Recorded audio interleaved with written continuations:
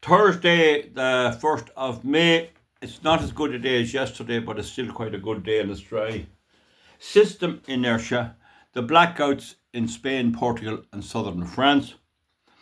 And I want to try and explain, and I have explained, I think you, my subscribers and my viewers, are a lot more informed about the electrical system now than before. And if I was wrong, there's nothing stopping anyone from calling me to order and insisting on a debate.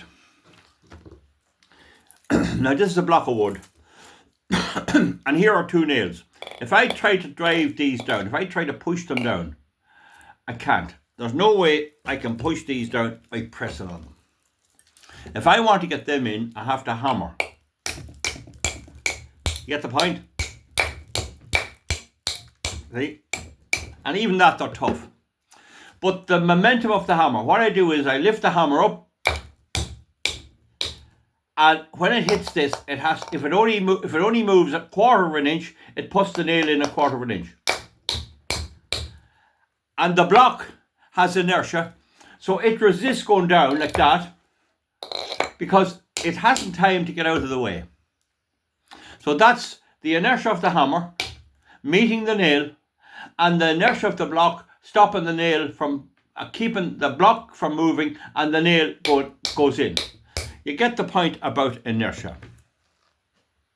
Can you imagine if you're flying down a hill on a bicycle and the brakes failed and there's a brick wall straight in front of you, big tall brick wall, and the brakes failed? What would you do? Like, either you run into the wall or you jump off the bike and try and roll along. The most important thing is to spread out the impact. If you hit the wall straight on, in other words, this minute you're not hitting it and this minute you could have your skull split. Okay?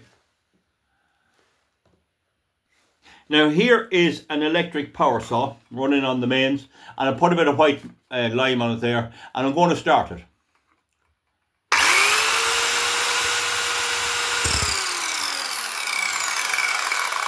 Now, this time I'm going to waggle me thumb when I stop it, right? I'm going to start it and then, or no, I'm going to say it open my mouth. I'll do that. No, I'll nod my head, and that's when I stop it.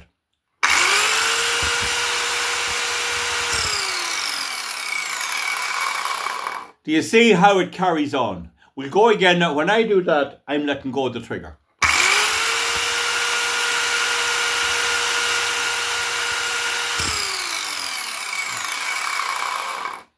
And it carries on 5 or 6 turns. That's the inertia inside in the saw blade, and other paraphernalia inside in the saw, including the rotor, carrying on after the power is cut. It continues on 3 or 4 turns, maybe 5 turns. Now, if you consider a 4-stroke engine, it has a piston. It goes up and it fires. It exhausts and it intakes. And it compresses and fires. It only gives power 1 stroke in every 4. 25% of the time.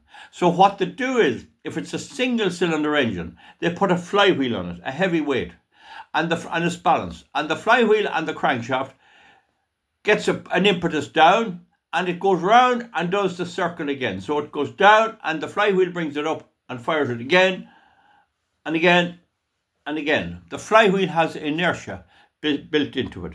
Another example of inertia is a spinning top, where you spin, you spin a top like that, and it'll spin round, right? And the gyro effect keeps it up. But it's the inertia of the spin that you put into it that keeps it spinning. Now, if people don't see that in their everyday lives, I don't know what more we can do.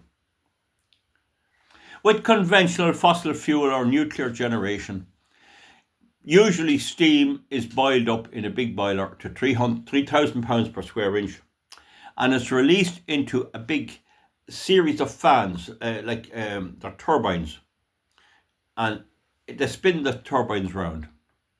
Now, the turbines have weight. The connecting shaft has weight, and the generator has a rotor inside it, and it has weight. Usually in a power station, you could have a bank of 20 of these. Now, as a general rule, there is a small, like a dynamo, at the back of each one that supplies the rotor with direct current, and that can be varied, and that's the very same as the principle of the alternator of a car. If you get a video there on car alternators, you'll see the principle, how they work. But the main point is there's a winding on the rotor, and it causes a current in the stator, which has 3 separate coils mounted at 120 degrees in relation to each other. So they're spinning round, and the weight can be from 8 tons to 25 to 50, and in the case of one currently being installed in America, it's been turned on a lathe. They're turned on an enormous lathe. They're made out of steel, and they have slots cut for the copper wiring. And that one, it's 180 ton.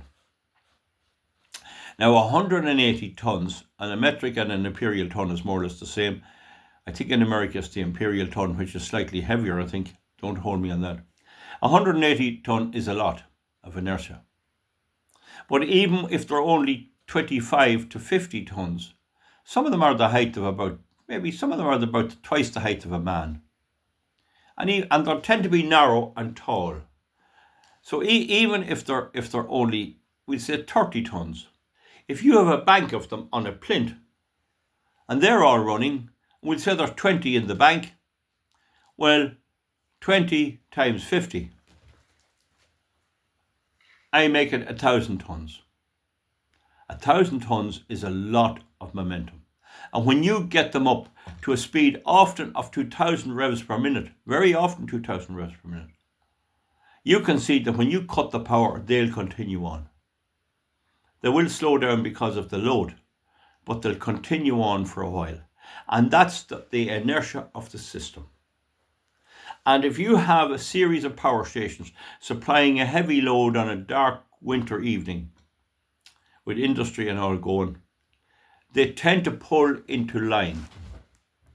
And the best way to describe that is if you had a stagecoach in the Wild West and it's heavily loaded and it's going up a slight hill, and there's 8 horses in it, and there's place for 2 more in the front, and 2 cowboys comes along with 2 horses, riding 2 horses. If they can pull them in front of the 8 and connect them up, the 8 then can provide extra torque, but they have to run generally in line with the other ones, and they may slowly bring the speed of the other horses up a little bit to certainly relieve the pressure on them. So the way you deal with increased load in a power station is you bring in more plant. And before you bring them in, you get them running slightly ahead of the speed of the other ones, and then you connect them. And when you connect them, you're for a second or two placing the full load onto them, and that causes stress. And the sparking is reduced by putting the connectors in an oil bath, special oil. But once the load comes on, they have to pull back, and then when they reach the frequency of the others, they may just go at that frequency, or they may bring it up a little. So once they get the new generator running and connected, they may pull back the fuel a bit to it, or the steam a wee bit, till they get them at the exact frequency. They're built for 50 hertz and 60 hertz in America, and you can tailor them then as they're running. You have full control. So that was what you had running the grid in Ireland and Britain up to 20 years ago. Enter the green energy craziness. And they replaced those with windmills and wind farms, which have to produce a kind of non-frequency, alternating power, but that's converted back to direct current. And then that direct current is inverted back to the grid frequency. Because you can't invert, we'll say, 82 hertz to 50 or 32 hertz to 50. You have to convert it to, because that's the way the machine is made. you'd have to take the windings out of it. That's how it's made. So you convert it to direct current. Solar panels produce direct current only, and so it's inverted the same. Now, the big thing about the lefties is they say the inverter acts the same as the flywheels. And that is not the case. The big rotors, the flywheels and the circulating inertia, is the result of a lot of steel wanting to keep going at the speed it's doing. 1,000 tons maybe in one power station. The inertia machine, and there are various types, it tries to do it electronically, and it links onto the grid to see what the frequency of the grid is, and they get it roughly at that speed. And that means it has the power going into the grid is causing the grid to run. It gets an extra boost from the solar and the wind. But the boost is at the timing of the grid. So it's like the horses pulling the stagecoach. They can, of course, have different hoof beats and all to that, but they must get in line with the horses that are already pulling. If the horses that are already pulling get a little bit tired and start to drop back, the new horses could help them a bit, take the load off them. But if the amount of weak, worn-out horses gets too much, the little bit of inertia you have from the new ones is not enough to keep the thing going. And what happens is, as they all get tired and the sun is shining and the wind is blowing, and that they are trying to keep this frequency at 50 hertz. They don't have the grid running properly to do it because the grid is under severe strain. If the load increases or the wind dies down, if they don't have spinning reserve, all those generators running, in which case what's the point in having the wind if you have to have the fossil fuel power running anyway? Okay, so as the load comes on and the wind and solar tries to do it, it may be just clouds in the sky, it may be just a calm down situation. The little bit of synchronous power, the little bit of old traditional power is not enough to keep the grid stable, and the grid begins to vary off the 50 hertz. Usually it returns back. It goes down to 49, 48, 47. Get the point. As the existing generation is not able to meet the demand, it slows it down. And the cure for that in an ordinary power station is bring in more spinning reserve, bring in more hot plant running with a big boiler running, burning coal, oil or gas, and help it out, like linking the two horses. But with this, when you have too many worn out horses, no matter what you bring in, you can't get the speed up again. They're fagged out, as to say, that they're worn out. Now, it appears, and I've always said, that if you can keep the amount of renewable energy at about 66%, you can get away with having 34% coal, oil and gas. But that is with risks being taken. It seems a bit high to me. That is with risks being taken. And of course you'll get away with it an odd time. Like walking the tight wire rope, you might succeed once or twice. It's like betting on the Grand National, you could happen to win. But your luck will eventually run out. When the crisis happened, a state of emergency was declared. So there you are, there is an official recognition that a blackout causes a state of emergency. Those lucky lives weren't lost. Now, they tried to deny it. They tried to say, oh, we don't know what it is. Oh, it was due to a weather event in the Pyrenees, I think, between France and Spain. And weatherologists or meteorologists have denied there was any weather event at all. What happened was they were relying on nuclear power from France. They try to say they're green, and just like the Germans, they try to import the nuclear and fossil fuel power, and the Irish, they import coal power, and they have it rigged so that they can call it green. Even though the coal goes up into the sky, the emissions in Wales. And so the same here. Oh, we wouldn't do nuclear, but they're using it all the time. But the crisis system was so bad that the interconnectors between France and Spain, and apparently there's a good few of them, were unable to bring the frequency back. It was too big a load.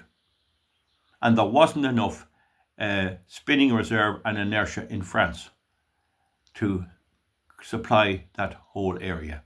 And it puts the lie to this thing about, if we had more cabling, if we had cable everywhere. In the end of the day, the laws of physics cannot be broken. You cannot get out more than you put in. And if you don't put it in your country, you'll have to get your neighbour to put it in his country. And the neighbours are getting increasingly tired of it. And in, I think it's Norway and Sweden, the stealing, the taking the electricity away is leaving the people with huge bills, because the Germans are effectively, well, they're not stealing it, they're getting it, but they're taking it. I don't know whether they pay for it or not, but they're not paying the full price the consumer is.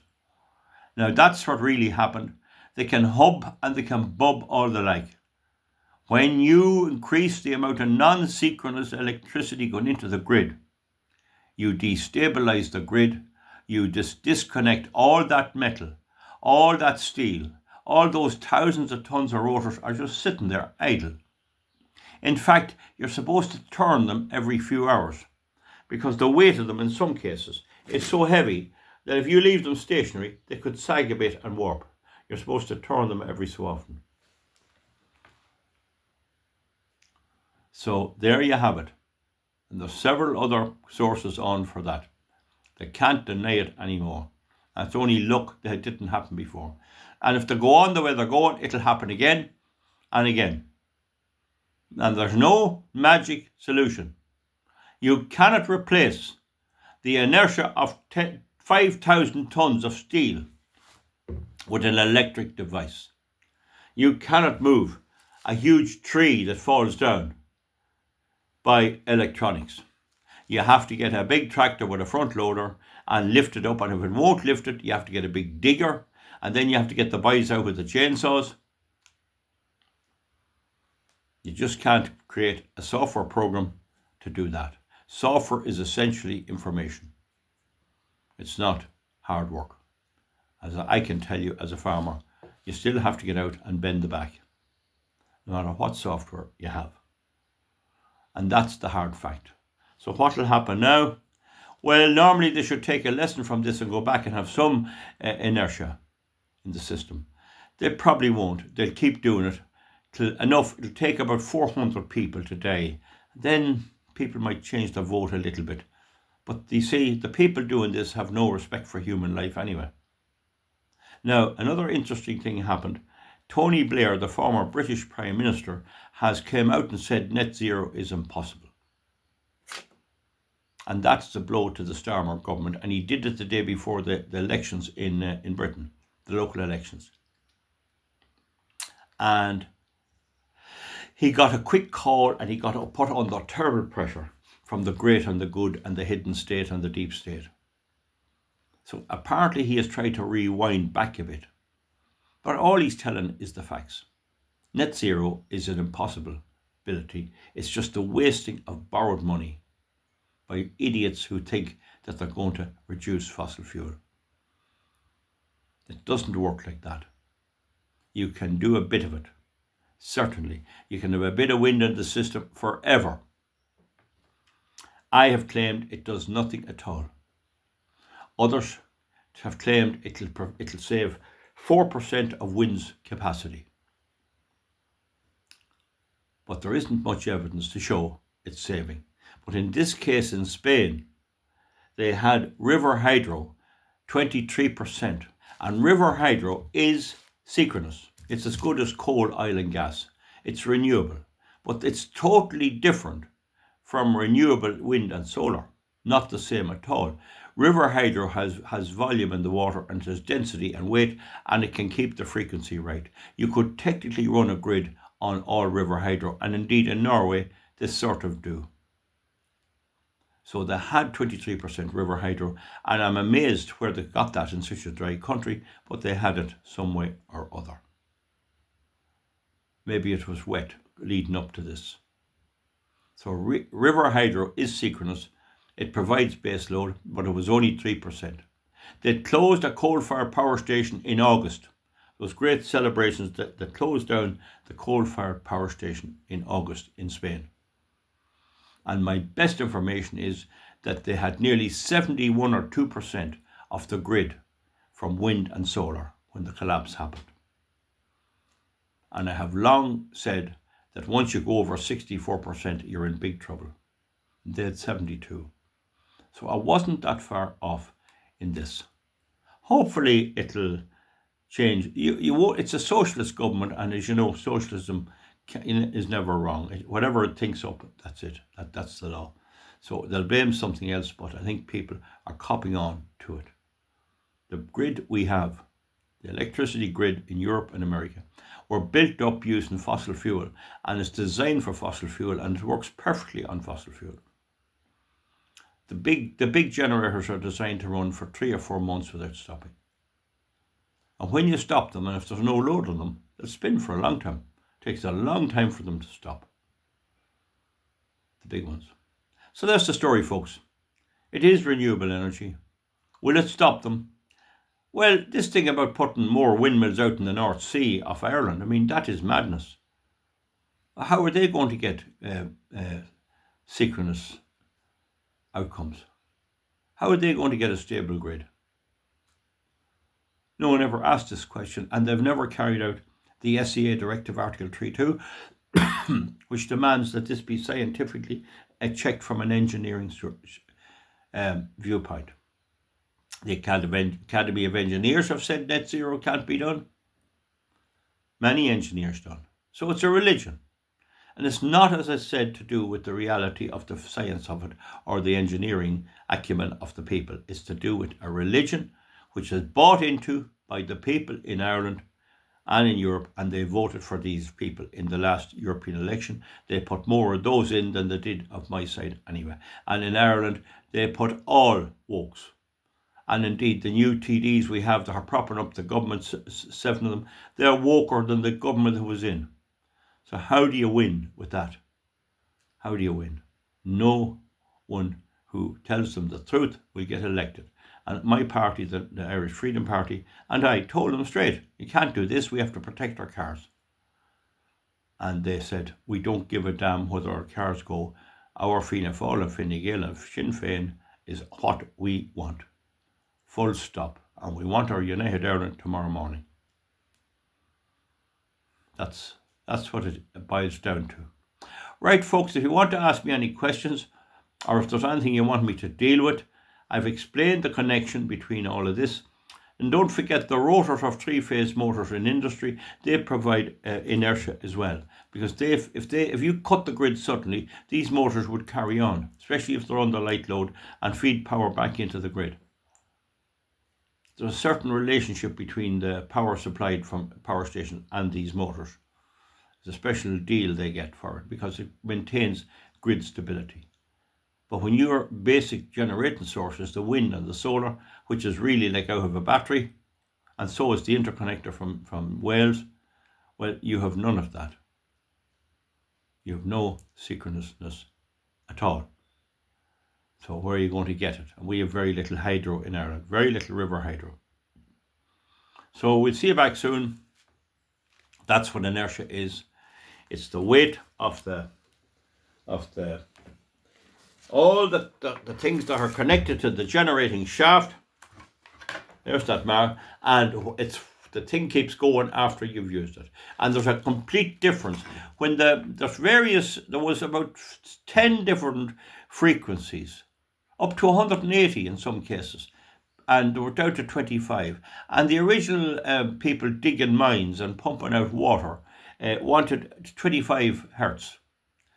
The lower hertz suits the big 3-phase motors. The problem was when you went to drive lights from that, you had flickering lights. They'd be flickering.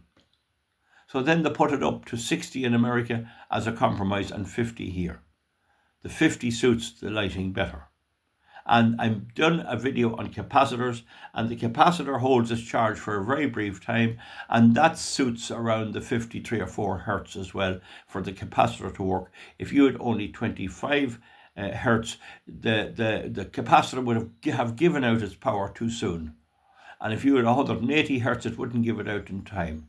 So there's trip switches on all these systems to make sure that they run in accordance with the powers that's supplied, which is the nameplate power. That's 50 hertz. 50 hertz. And if I look at this, at the label on this, just gives the CE mark, 230 volt to 240 volt. 50 hertz, 1400 revs per minute. So there's the hertz on this tool. We show you the inertia. When I do that, I'm switching it off.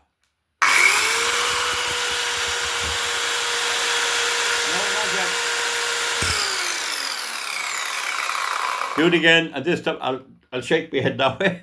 Ready to go.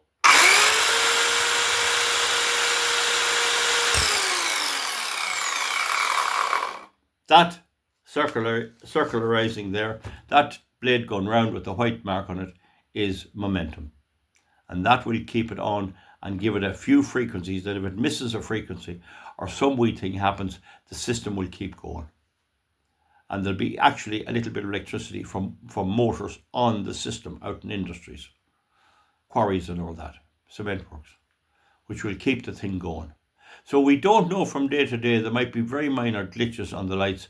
It could be that's happening. But if with the conventional system, you can handle that very, very good. But with this new stuff, well, it's a question of good luck. And good luck, I don't wish them any luck at all. I just hope nobody gets killed. Have I explained that to you fairly good? You'll hear this talk about inertia, about frequency, and all of that. As just the waveform, sinusoidal they call it. That's the waveform. The line across the centre, there's no power. Now, for 230 volts, the 230 is an average. This could be up to 300. The 230 is the average of it. A battery is exactly 12 volts. This is the average. And it comes up to here and it goes down to here and up to here. Do you see that? So the 230 would be somewhere here and here. That's the average of your power system. Do you understand that? And so that'll be like that. That'll be the way it's going. So that is kept right by very heavy rotors in the system. And then I'll make a 3-phase system here for you, like this. Not too good with the art. And so in a 3-phase system, you have this. And sorry, in a 2-phase system, I'll go back again, you have this. And then in a 3-phase system, you have it like this. And that's what we have. That's Tesla's system. And in an alternator car, you have this. And then you have a very smooth piece. You have very little movement.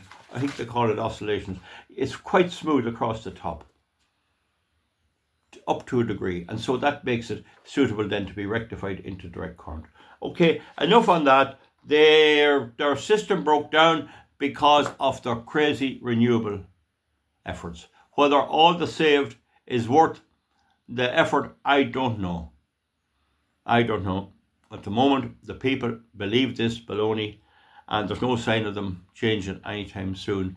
Maybe these blackouts might make them think.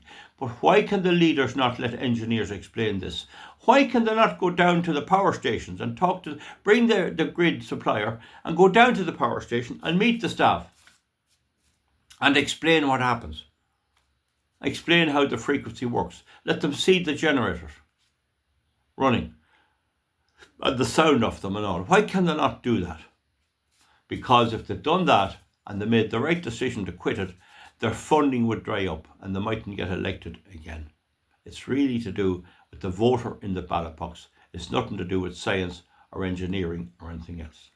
We'll see you back soon, as the price of electricity is already through the roof. The amount of letters I'm getting from people who can no longer pay their electricity bill because they have to pay for the old system, the new system, and the inefficiencies the new system causes. It's a total madness.